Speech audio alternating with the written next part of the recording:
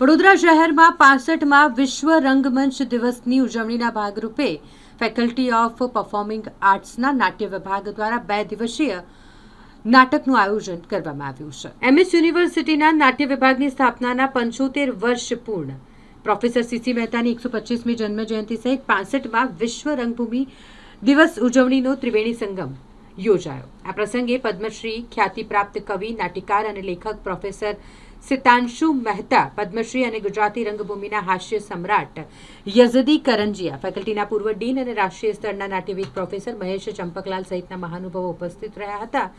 તેમને professor CC Mehta નાટ્ય ક્ષેત્રે યોગદાન વિશે ચર્ચા કરીને તમામને વિશ્વ રંગભૂમિ દિવસની શુભકામના પાઠવી હતી. મહાનુભાવોના સન્માન બાદ દર્શન પુરોહિત દિગ્દર્શિત અને પ્રોફેસર ચંચી મહેતા લિખિત ભવાઈ હોહોલિકા ભજવવામાં આવી હતી. આજના વિશ્વ રંગભૂમિ દિવસે નાટ્ય વિભાગે પૂર્વ પ્રાધ્યાપકોનું સન્માન કર્યું. એમાં જે 6 પ્રાધ્યાપક અહીંયા ઉપસ્થિત રહ્યા અને ડિપાર્ટમેન્ટે એમની સેવાઓને બિરદાવી છે.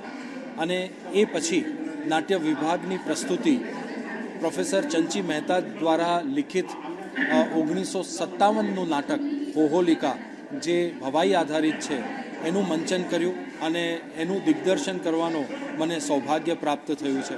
નાટ્ય વિભાગના વિદ્યાર્થીઓએ ખૂબ સરસ રીતે હોહોલિકાની ભજવણી પ્રોફેસર સીસી મહેતા ઓડિટોરિયમમાં આજે કરી છે. એ બિરદાવા લાયક છે.